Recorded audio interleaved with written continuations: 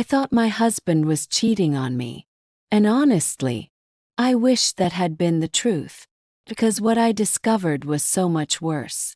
The first sign appeared on a Tuesday night. Nothing dramatic. Nothing that should have changed my life. Just a text message. A single text message that appeared on my husband's phone while he was taking a shower. I wasn't snooping.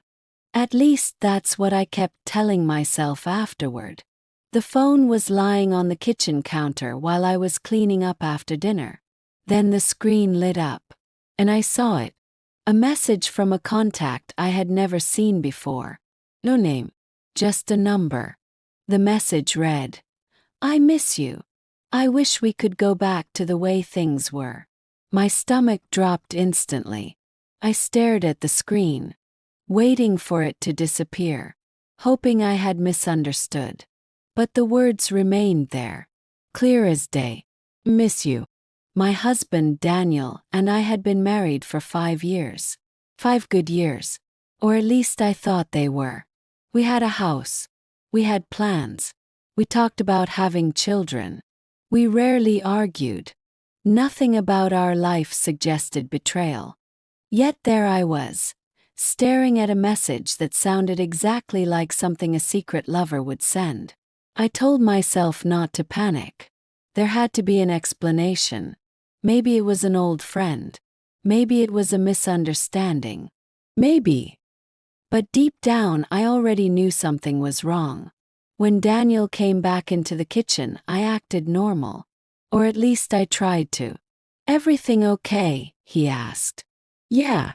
The lie felt heavy in my mouth. He smiled and kissed my forehead. And for the first time in 5 years, I wondered if that kiss belonged to someone else too. That night I barely slept. Every time I closed my eyes I saw that message. The next morning Daniel left for work earlier than usual. The moment his car disappeared around the corner, I did something I never imagined I would do. I checked our phone records. First I felt guilty. Then I saw the number. The same number. Hundreds of calls. Not dozens. Hundreds. Many late at night. Some lasting more than an hour. My hands began to shake. Because this wasn't a misunderstanding. This was a relationship. Hidden one. Or at least that's what it looked like. For the next week I watched Daniel carefully. And suddenly I started noticing things. Small things. Things I had ignored before.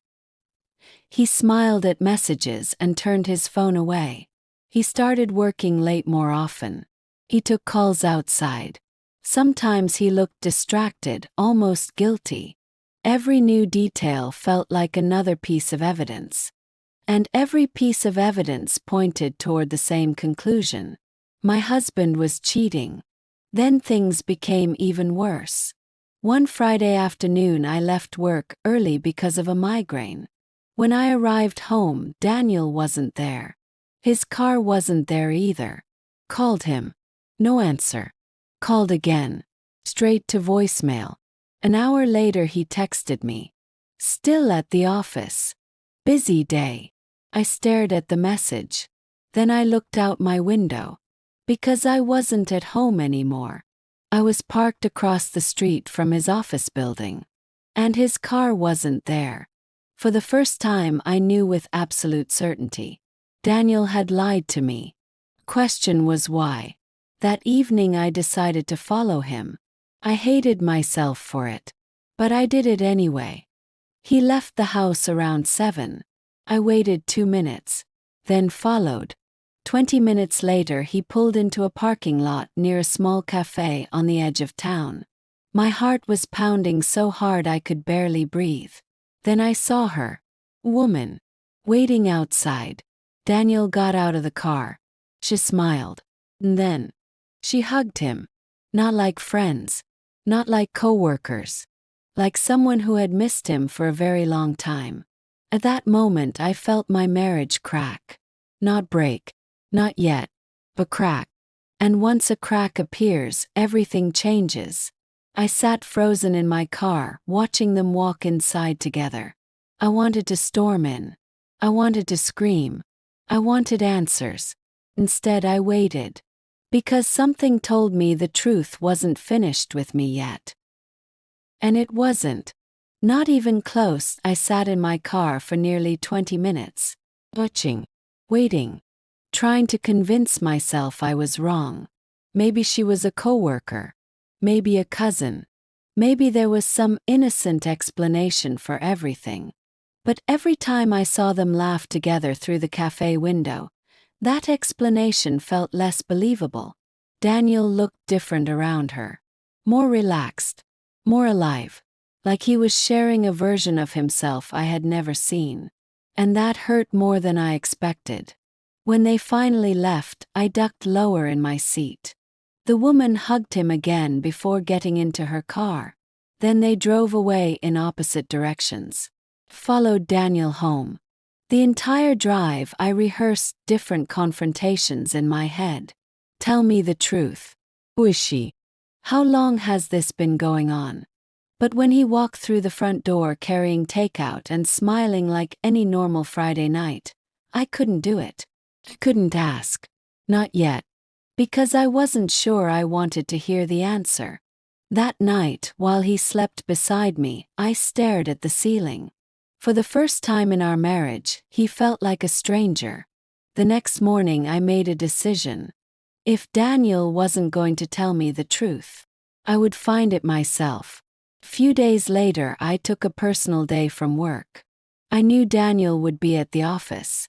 Or at least that's where he claimed he would be. Instead of going to work, I drove back to the cafe. I wasn't expecting much. Maybe a clue. Maybe nothing. What I found changed everything. The owner recognized Daniel immediately. Nice guy, he said. He comes here often. My heart sank. With the same woman. The owner nodded. Yeah. Usually every week. Every week. The words echoed in my head. Every week. This wasn't new. This wasn't accidental. This was routine. Then the owner added something unexpected. They always sit at the same table. I glanced toward the corner of the cafe. Small booth near the window. The place where I had seen them sitting together. The owner smiled. They've been coming here for almost 2 years. 2 years. Felt physically sick. 2 years of lies. 2 years of secret meetings. 2 years of a marriage I suddenly wasn't sure had ever been real. I returned to my car and cried harder than I had in years. Not because I had proof, but because I finally believed it. Daniel was having an affair. Or so I thought. That evening I did something desperate. I followed the woman. I waited outside the cafe until she arrived. Then I followed her car across town. Eventually she stopped at a small house near the lake. Parked a block away and watched. The house looked ordinary. Nothing unusual. Then I noticed something. A wheelchair ramp. My confusion deepened. A few minutes later, an elderly woman opened the front door. The mysterious woman rushed forward and hugged her, then helped her inside. I frowned. That wasn't what I expected. Not at all. For the next hour I watched the house. No secret lover. No hidden family. Nothing suspicious. Just the woman caring for an elderly lady. Eventually I drove home more confused than ever. And then something happened. Something that made my blood run cold. When I entered the house, Daniel was sitting at the kitchen table. Waiting. His face was pale. His eyes looked exhausted. And lying on the table between us was a photograph. Photograph of me. Sitting in my car outside the cafe. He knew. Daniel slowly looked up. You followed me. It wasn't a question. I couldn't speak. For several seconds neither of us moved. Then he said something I never expected. I knew this day would come. Every nerve in my body tightened. What day? He closed his eyes. The day you found out. Found out. My heart shattered. Because guilty people say things like that, not innocent ones. I felt tears filling my eyes. How long? I whispered.